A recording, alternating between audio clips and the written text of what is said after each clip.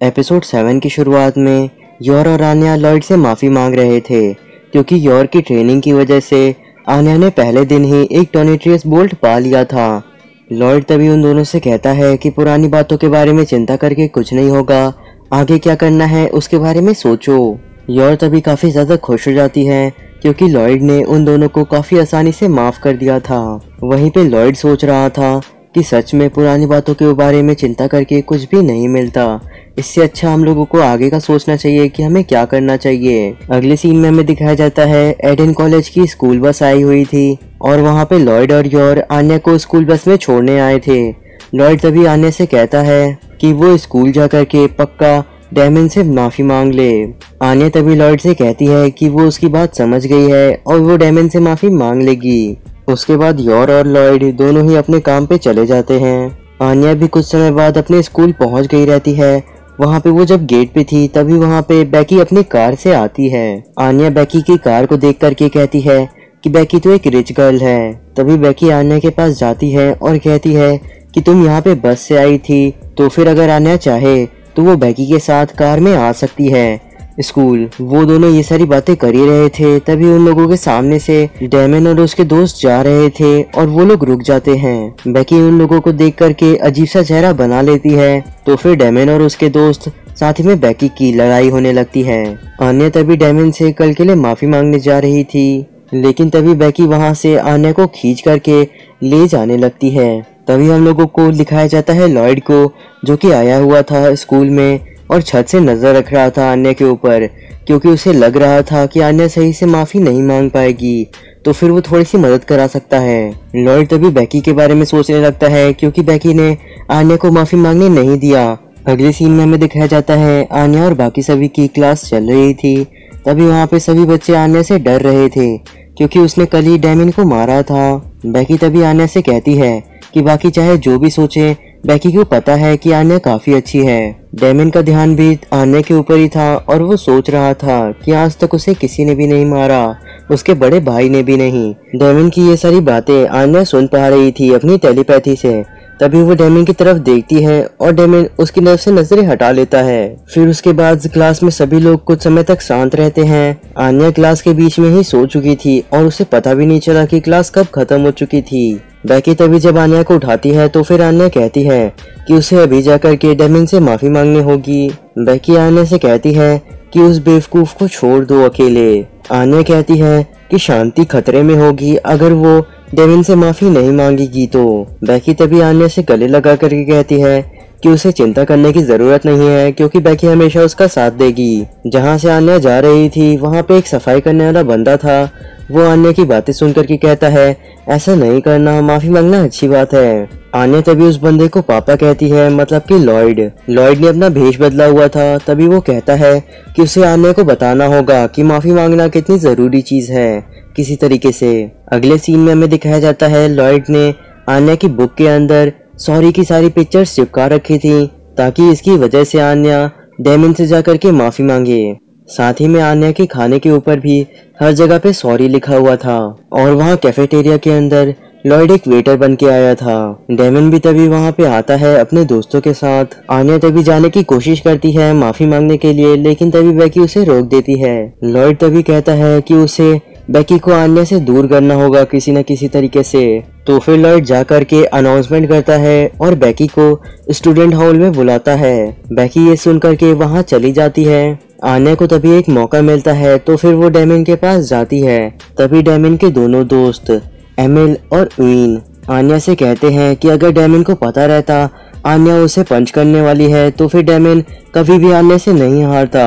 Daemon तभी उन दोनों को कहता है चुप होने के लिए और खुद जाकर के आन्या से बात करने की कोशिश करता है, लेकिन वो कुछ भी नहीं बोल पा रहा था। उसे अपने चेस्ट में कुछ अजीब सा लग रहा था, जैसे कि उसका दिल पूरी तरीके से उलझा हुआ है। आन्या डेमन को देख करके सोच रही थी कि उसे डर लग रहा है, इसलिए जल्दी से माफी मांग करके आन्या को यहाँ से भाग जाना चाहिए। एमिल तभी सोच रहा था कि डेमन जरूर सबसे अच्छी बेइज्जती ढूंढ रहा होगा आन्या को बोलने के लिए, क्योंकि वो इतनी देर से चुप है। एमिल और उइन काफी सारी बेइज्जती सोचते हैं आन्या के बारे में, इसीलिए आन्या को रोना आने लगता है और वो कहने लगती है कि वो माफ़ी मांगना चाहती है क्योंकि उसने जल्दी से कल उसे हिट कर दिया था बिना जाने ही।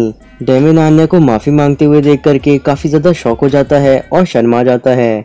आन्या तभी डेमिन से कहती है कि वो उसे चोट पहुंचाना नहीं चाहती थी, बस उसकी दोस्त बनना चाहती थी। डेमिन का चेहरा पूरा लाल हो जाता है और वो कह रहा रहता है कि आन्या को इतना बुरा लगा कि वो ऐसे इस तरीके से रो रही है माफी मांगते हुए सिर्फ डेमिन को कल मारने की वजह से। लॉर्ड भी ये देख करके काफी खुश होता है कि वहाँ पे लॉर्ड की अब जरूरत नहीं है और सब ठीक हो गया है शायद। लेकिन तभी डेमिन अपने मन में कहने लगता है कि आन्या ने उसे परेशान किया और उसकी वजह से डेमिन की बेइज्जती हुई, इसीलिए वो ऐसे तो चीजों को जाने नहीं दे सकता। तभी डेमिन अपने दिल को काबू में करता है और बोलता है कि आन्या सिर्फ एक कॉमनर है और डेमिन कभी भी आन्या को पसंद नहीं करेगा। फिर वो चिल्ला के कहता है कि वो आन्या को कभी भी माफ नहीं करेगा और वो मर जाएगा, लेकिन कभी भी अपनी प्राइड को नहीं छोड़ेगा। साथ ही में डेमिन वहाँ से तभी भाग भी जाता है। डेमिन की ये बात सुनकर के लॉयड का पूरा चेहरा नीला पड़ जाता है और वो जमीन पे गिर जाता है ये कहते हुए कि आन्या की माफी पूरी तरीके से रिजेक्ट कर दी गई। दूसरी तरफ हमें बैकी को दिखाया जाता है जो कि स्टूडेंट हॉल में गई थी और वहाँ पे उसे कोई भी नहीं मिलता क्योंकि लॉयड ने उसे वहाँ पे बुलाया था। अगले सीन में हमें दिखाया जाता है लॉयड पढ़ा रहा रहता है आन्या को। लॉयड आन्या को काफी समय से पढ़ा रहा था, इसीलिए आन्या को चक्कर आ रहे थे। योर तभी कहती है कि उन लोगों को एक ब्रेक ले लेना चाहिए। लॉयड तभी कहता है कि ऐसा नहीं हो सकता, आन्या को कम से कम इतना तो पढ़ना ही होगा आज के दिन, और वैसे भी उन लोगों का फ्रेंडशिप का प्लान खत्म हो चुका है, इसलिए अब आन्या को सिर्फ और सिर्फ एक इंपीरियल स्कॉलर बना करके ही लॉयड का मिशन पूरा हो पाएगा। लॉयड तभी आन्या से कहता है कि अगर उसने पढ़ाई पूरी नहीं की तो उसे रात को स्पाई कार्टून नहीं देखने मिलेगा।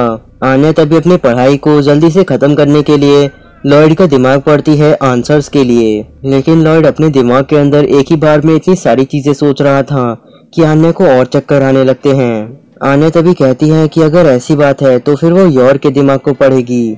फिर वो योर की मदद मांगती है अपने क्वेश्चन को सॉल्व कराने में। योर तभी उस क्वेश्चन को देखती है, वहाँ पे वो सारे नंबर्स को एक इंसान के हाथों पैरों में लगा देती है। बीच में नंबर 5 रहता है, फिर वो सारे के सारे बाकी नंबर्स के हाथ पैर काट देती है, फिर सर काट करके बचा हुआ 5 को एस समझती है और कहती है आंसर एस आया।